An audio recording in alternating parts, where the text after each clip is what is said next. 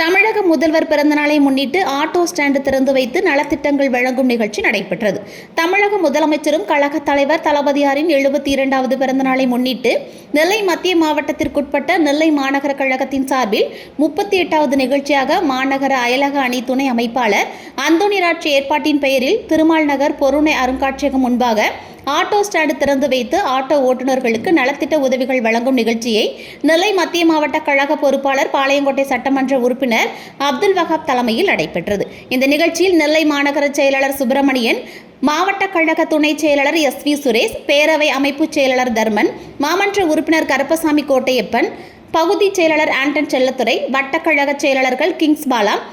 Robert Chellaiah, cable Kumaresan, பேச்சாளர் mike Mani, மகளிர் அணியினர்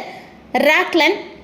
பவானி, அனிதா, ரேவதி அசோக், மாவட்ட பிரதிநிதி வேங்கை வெங்கடேஷ், மாணவரணி வினோத், வேலாயுதம், வழக்கறிஞர் சுடலைக்கண்ணு, இளைஞரணி சங்கர், மஸ்தான், முப்பிடாதி, சஞ்சய், செல்வபெருமாள், உமர், எளிமைக்குமார், அபார்ட்மெண்ட் நிர்வாகிகள் மாயாண்டி, மாரிமுத்து, முருகன், ஆறுமுகம், சுவாமிநாதன், மைக்கேல், மதியழகன், ஐதா, பத்மா,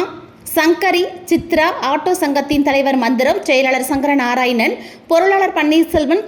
துணைத் தலைவர் அதிரியான், துணை செயலாளர் முகமது ஹாசன் மற்றும் திமுக நிர்வாகிகள் பலரும் கலந்து கொண்டனர்.